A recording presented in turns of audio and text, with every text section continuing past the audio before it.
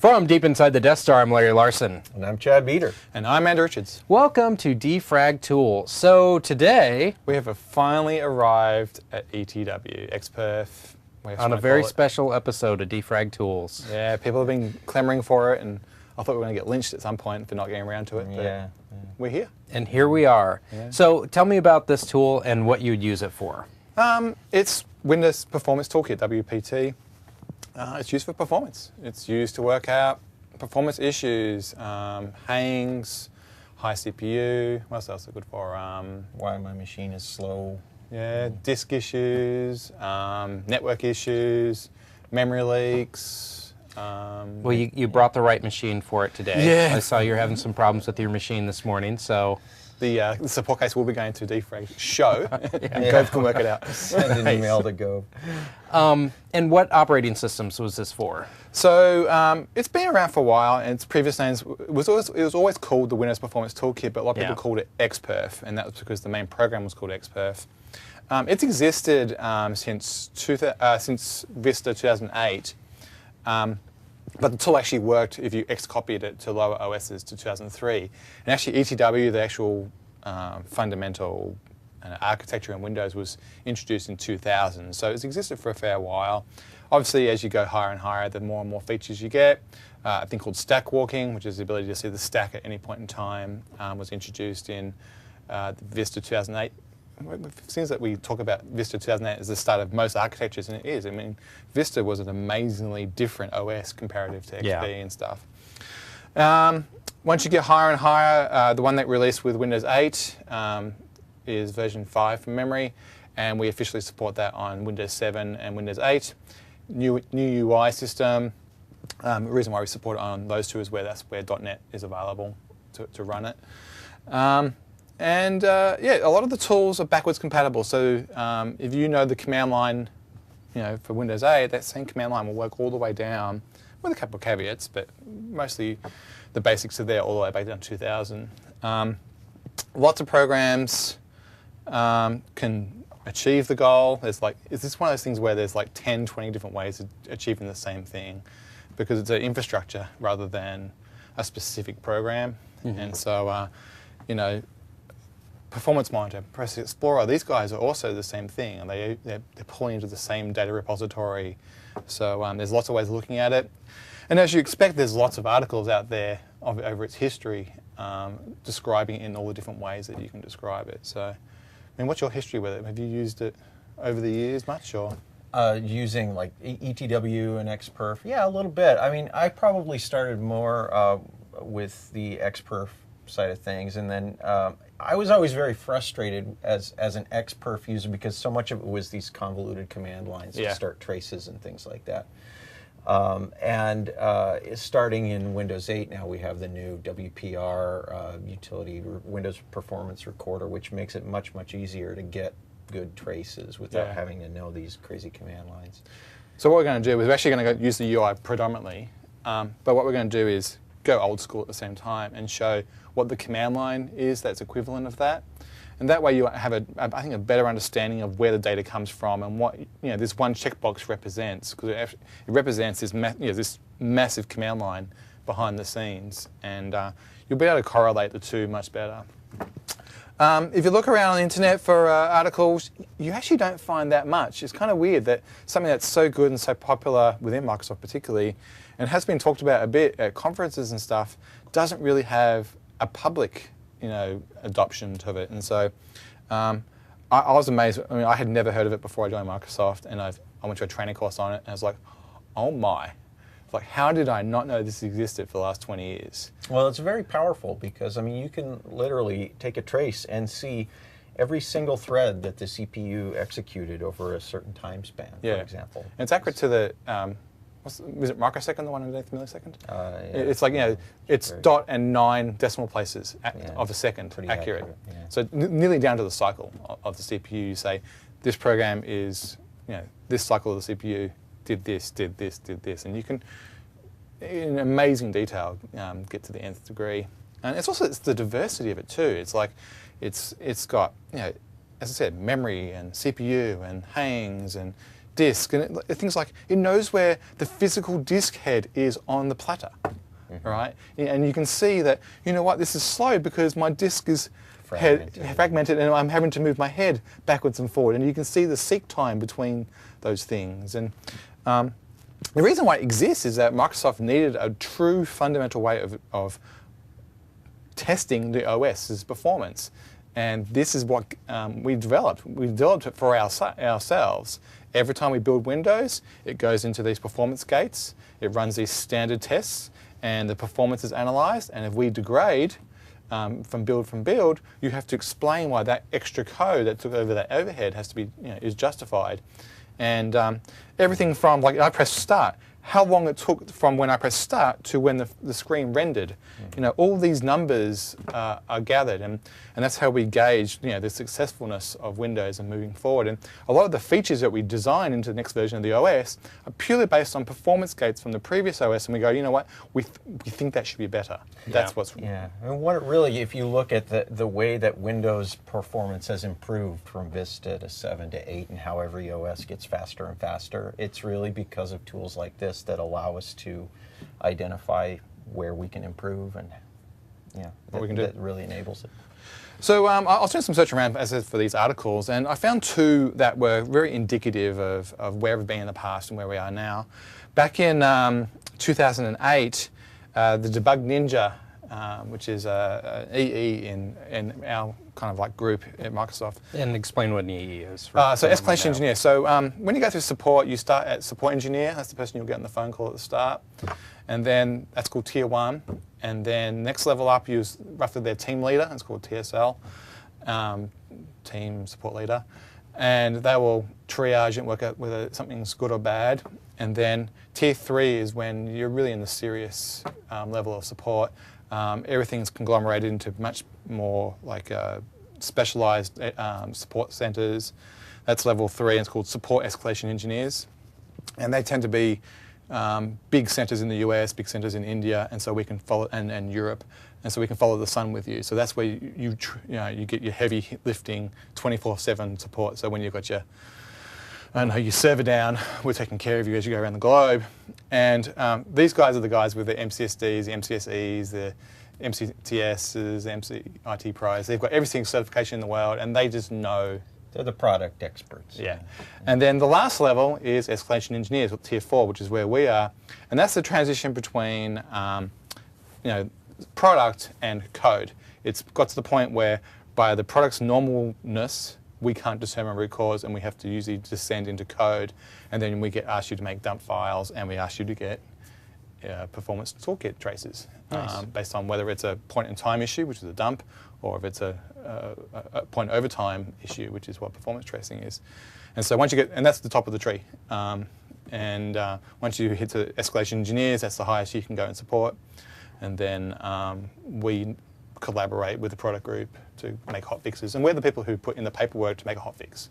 So we find the issue and and do the paperwork and all that stuff, and then out pops a Windows update. Nice. A little bit later. So always jobs open if you want a job.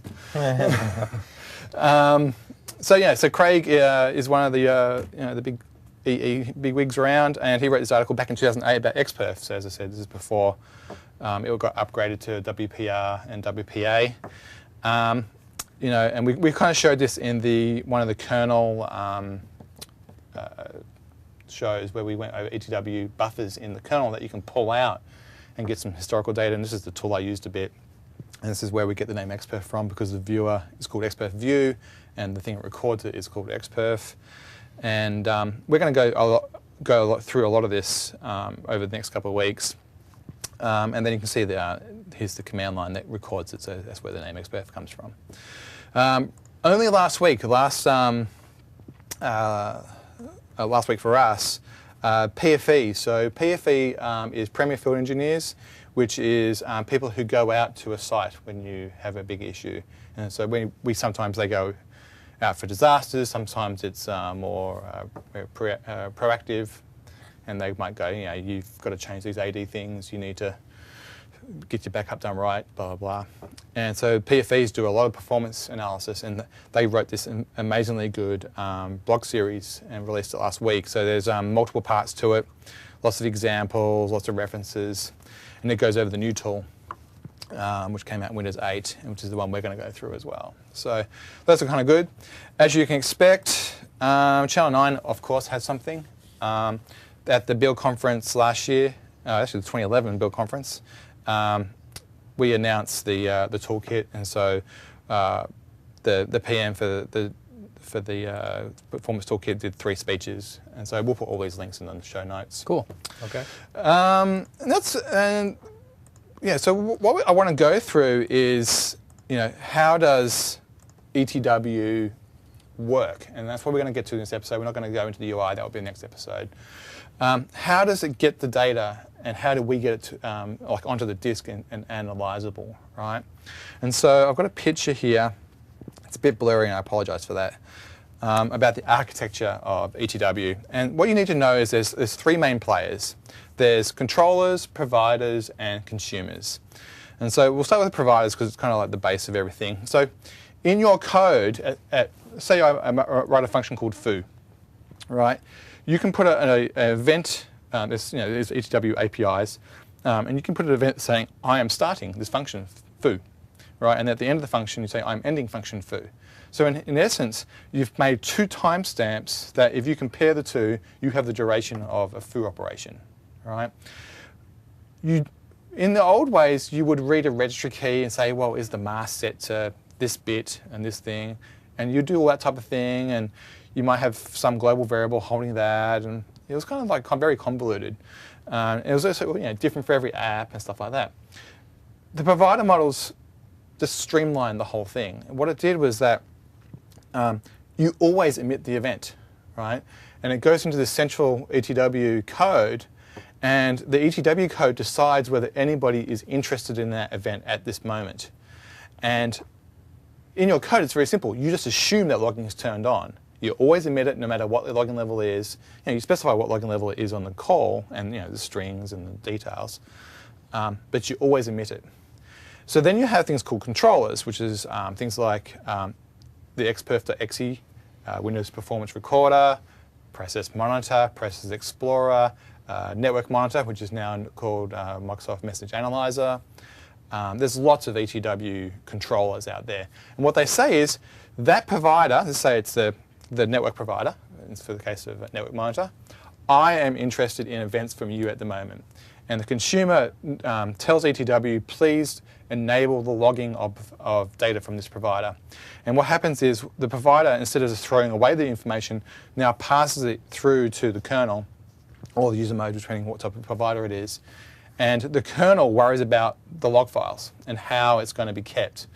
And there's, you can specify how many buffers are available at any one time and stuff like that. And if you remember on the kernel episode on ETW, we did the WMI bang dump log. Dump log, whatever it is, the one that lists all of the buffers that are currently running, right? And you get about 10 or 15 on Windows 8 just running out of the bag because we have these things turned on. The event log is one of them. We have other ones that look at plug and play. We have other ones that look at audio. There's lots of ones we just leave turned on all the time, just as analyzing ourselves. So that's kind of like the logging mechanism, which doesn't really have a name. And then you have consumers. Data's going into these log files, but you want to know what happened to them. So they either go out to disk, which is like this one out here, where you say to ETW, put it into memory. This is the size of your buffers. So you might have, say, a 200 megabyte buffer or 250. So why put it into memory instead of a file? Well, it's kind of there's multiple reasons. There's you don't want to do observation effects sometimes, right? And other things is duration, which probably Chad can talk about better. But with the observation effect, if you're trying to work out whether your disk is having issues, logging to disk at the same time isn't going to help your observation, right?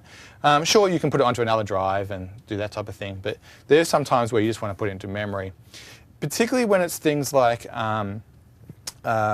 you're trying to track down interrupts or interrupt storms or slow DPCs, which is the things that like the workhorse of an interrupt, which is like the hardware asking like a network packet coming in or a mouse move coming in or a keyboard coming in.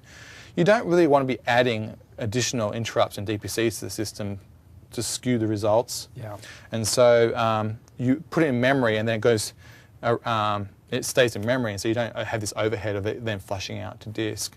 And if you set it up right, and we'll go through some command line showing how you can exactly set it up right, you can make it so it stays in memory, and then only when you press stop, it will flush out to disk. So you keep your observation effect away. From a approach point of view, what's it? Well, another good reason to use a memory buffer rather than a disk buffer is the traces can get very big. Yeah. Especially if if you think about what you're tracing and what you turn on. If you have a trace where you're really logging like every single function the CPU executes, every single time we do a thread context switch, that trace can obviously get very big. We're talking like millions of times a second. Yeah. Right. And so a lot of times, especially for sort of intermittent performance problems, you may want to kind of leave a trace running for a really long time. Mm-hmm. And you don't want this trace to get into hundreds of gigabytes, terabytes. I mean, it just becomes impossible to analyze. And so the other thing you can do is set up circular buffers in memory. So you're really only, you set aside a certain amount of megabytes and we just keep overwriting it. Yeah. And that way, when you do see the problem, you stop the trace and you know that you've got the last X number of seconds. Mm. So that would be another good place to use memory log versus disk log. And there are certain cases where you have to use disk logging. For example, boot tracing. If we're like tracing a shutdown or a reboot, the memory tracing doesn't really work for that, obviously. Yeah. So you have to use a disk log. So there's. So would the hard drive be fast enough anyway if you're capturing that much information? Oh yeah, yeah. So that's not a problem. That's not a bottleneck. You'll generate. I usually run about 256 megabyte buffer. That's what my default scripts are. Mm-hmm. And in most things that I turn on, that gives me somewhere between 10 and about 45 seconds. So let's say that's 30 seconds. 30 into 256 is about 10. So you're only pushing out about 10 megabytes per second disk. Yeah. And most disks can sustain about 30 to 50. Mm-hmm. And SSD is obviously 200-300. So it's not too bad. I mean, it's still a bit of an overhead. If you think about you're putting a third of that onto this, you have to be aware that there's a reason for it. Yeah, yeah. There may be cases where you're better off saving the trace to a separate physical disk than what you're actually interested in tracing. Mm-hmm. I don't know about you, but I find that I tend to only ever do cyclic and just do short time things. I don't tend to do the long-running ones very often. Yeah. Maybe because I don't do that many memory leak cases, I guess. Yeah, it probably just kind of depends on the types of issues you're doing. Yeah. I tend to do shorter ones too, but maybe just the kind of issues we work with. Yeah, I think it's where OEM focus. It's like, why did my machine take 7 seconds to boot instead of 4? Yeah. Right, and so it kind of works for us. We do much more micro-based things. You do a lot of video things, which is, I have a glitch. Okay, we had a glitch, and that's... Yeah, and there's existing ETW audio tracing, for example, is pretty much always turned on, and so that you don't even really need to enable. You just go dump it. So let's have a look at what the UI looks like very quickly, and what out of the box we make it really easy, right? And so the program, if we installed Performance Toolkit, we did this on our episode. I'm not going to repeat it. It'll be on your path. There's Windows Performance Recorder, which also comes up twice if you type WPR, same program. Have to run it elevated. This is well and truly looking at every single part of the OS. Yeah. So if we look at what comes out of the box, we haven't got this because we've run it once before, but it'll pop up with Disable Paging Executive. We talked about that another day. Say yes, accept it. On Windows 8, you can do it kind of like dynamically. With Windows 7, you have to set a retro key and then reboot. You were saying that there's a command line, which I didn't know about? Yeah, so there's a WPR command line version. This is the UI version, but there's also a command line version which has a switch to enable that, and then it'll prompt you to reboot on Windows 7. So if you want to force it that way, it's easier than going and editing the registry. So do you do these checkboxes with switches in the command line? or how do you set Yeah, the the command line checkboxes? has equivalent Yeah. for all of these. So this is kind of like the high-level version of it. It's much more simplistic versus the XPerf way of doing it. Yeah. I am actually going to show you the XPerf way of doing it because personally I think it's a better way to learn where the data truly came from, because it's a one-to-one relationship of what you see to what you ask for. But in essence though, since this UI came out, I don't use anything else. Yeah. Also has some much better advantages with .NET because you need symbol files for to analyze the trace, and .NET programs only have symbols on the box that you collect because the program is compiled into the native compile, and we need the PDBs for that compilation object. So that's not going to be on any symbol server, and it's not going to be on any build server inside your network. And so it knows about that and actually will generate the PDBs required. And so if you do it the XPerf way, all the .NET stuff's missing, which means you don't get any information about those guys. So without a doubt, the WPR UI does a lot more for you than what the command line does, for the XPerf, the old command line does for you. So when I come in here for the first time, should I just check every checkbox? What do you reckon? Have you ever done that? I've not tried that, but I would not recommend that. Yeah. That is a lot of data. Yeah. So your disk probably would not be able to catch up, to keep up with that. And it would probably just bring your machine to just a crawl. Yeah. So you're looking for as narrow as you can get to solve the problem that you're trying to work. It's an observation thing. You want to be at least as invasive as possible. You are putting overhead on the system. This is not one of those things which is taking 1% CPU power. Yeah. It is hurting your box. And also purely from an analytical point of view, you're kicking yourself. Yeah, it's too much data to go through. So Yeah. I mean, if I just run this for, say, 10 minutes, right, it's easy, with a couple of these things switched, you could easily have 10, 50 gigabyte log file. Yeah. Right? You need a significantly big machine to do it. So. And you don't even need to check any of these boxes to get a trace, because there's a default profile that without any of these checkboxes checked, you will still get a lot of data. Yeah. Okay. So these are just for additional sort of specific kind of scenarios. There's actually, and talking about scenarios, we'll go back to the basic ones next, but these four are a good example, right? These four know how to pick up audio glitches, video glitches, Internet Explorer things, and mini filter things, which is to do with the I/O stack and how things are going through the kernel to achieve things. So that will include things like antivirus and redirection of network packets and stuff like that. Audio glitches and video glitches were really good. You get these additional graphs that says, we noticed, you may not visually have noticed it, but we noticed in the code that we had a frame drop, or that there was, I don't know, what's an audio glitch look like? Well, typically an audio glitch, you will just hear a little pop in the audio, or it'll cut out for a moment. Yeah. And you may notice it, you may not, depending on what the audio sounded like at that point, but we will log it if it happened. Yeah. And so there's scenario-based ones. You actually you can do add profiles and add your own scenarios. There is thousands of providers, and obviously we don't list even 1% of those in the UI. So if you know the provider exists, a lot of them are Microsoft internal, of course, because it's how we ship the product with its telemetry in it. Yeah. But you can add your own and get your own scenario stuff. The top ones are the big boys, and we're going to have a episode on every one of these. Maybe. Yeah, probably will. Well, give us feedback. If you want to have one on every single one of these, we'll do it. If you don't, then we'll just gloss over them. So put it in the notes. CPU usage is pretty obvious. I mean, watch the CPU going up, going down. I don't know by default whether the CPU one's going to give you weight analysis, but it can tell you, let's say that some program's jammed and you get that you're not responding, look to it. Yeah. It'll actually tell you the other program that it's waiting on, right? So you can follow the chain of events and back to the root cause. And so, Explorer might be jammed because it's trying to grab some COM object, and the COM object's has a multi-threading thing going on, and then that guy's trying to read a file while taking the lockout, and then it's trying to talk to the disk. Well, the disk might be blocked because it's got a big queue length, right? And so you can trace this chain of events back to each other. And so that's called weight analysis. CPU usage is usually just hey, why am I pegging the CPU? This is, it's a very common one we get. Why do we have so much usage?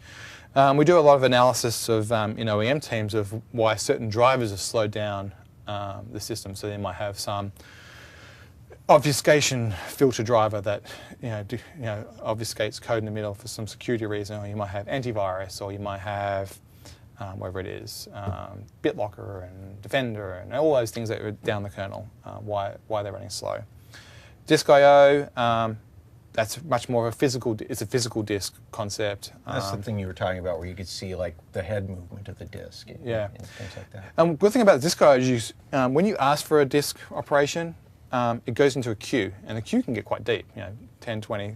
We say that if it's 2 times the value of spindles, so let's say you have a RAID set and there's 5 drives in it, and each of them is, let's say it's not RAID 5, but there's 5 drives that can take traffic. We say 5, and we're talking about, I don't care how many platters are in the physical drive, we're just talking about drive units, like a Seagate or Western Digital block, times that by 2. And so if you have 5 times 2 is 10, you should never see a queue length greater than 10. That's considered to be horrifically bad. And what you can do with the disk I/O is exactly when I asked my request what the queue length was, when I came out, what the queue length was, and the time between when I asked that and when I finished. So that includes everybody else being queued. And you also can see my proportion of the time on the disk. And so you can say, well, is the disk running slow because it's filling up a large proportion of the time, or is it running really fast but it's just oversaturated? And that's quite an important distinction to make, because that tells you whether your disk is or isn't bad, right? And whether you are or aren't saturating the disk subsystem with a queue length rather than the disk subsystem just running slow. File I/O is create file, write file, read file, close file, anything to do with opening a file. Great way of tracing just what files you're touching in an operating system. Obviously, Process Monitor is very equivalent to that, actually implemented it in roughly the same way. It does it via a filter driver, this does it via ETW, but you achieve the same goal. Registry, same thing, open registry, close registry. Network, every packet in and out. This is the provider that pulls in, that network monitor pulls in. So if you actually use this with this tool, put it to disk, then open the file in network monitor, it would know how to interpret that. It's got the right data in it. Heaps, it's memory allocation within applications, pull, memory allocation within the kernel. When you get your out of memory scenarios, that's the 2 to do. Virtual alloc, that's the raw way of asking for memory in an application rather than via a heap API. That's kind of, those two kind of like symbiotic. You probably want to put them on always at the same time. Power usage, what's my frequency of the thing? How many cores are turned on? How much of sleep state are we in, and all that type of stuff. Obviously, that to us, that's a really important one these days, because we want to make sure the PCs are using the least amount of power possible. GPU is kind of cool. You can, we're not limited just to the CPU and the box. We can look at the GPU and see how much it's pegged. And this is where similar information comes into Process Explorer about a year and a half ago, mark out of the GPU support, and it's roughly pulling it from the same data. Yeah, I'd like to use that when I'm rendering a video on Premiere and make sure I'm using CUDA. Yeah. So that's about half an hour. As I said, we'll go into more detail. We'll go into the command line, show the contrast of two, old school versus new school. I'm still a command line person for this. My scripts work, and the script works on Windows 8, and it works all the way down to Windows 2003, so I have one script to rule them all. I don't worry about the new stuff too much. I'm a GUI person. I hate those command line scripts. Yeah, but you're trying to tell a customer that sometimes. Well, it's all right for yourself, but it's sometimes telling a customer to do something explicitly right. Well, that's true. There's definitely a use for that command line. And we'll go through what all these other ones over here are and how they translate to that architecture diagram we talked about. And we'll leave it there for this week. All right, that's the show for this week. If you have questions, leave them underneath the show notes, or you can write us at defragtools@microsoft.com. See you next week. Have a good week. Bye.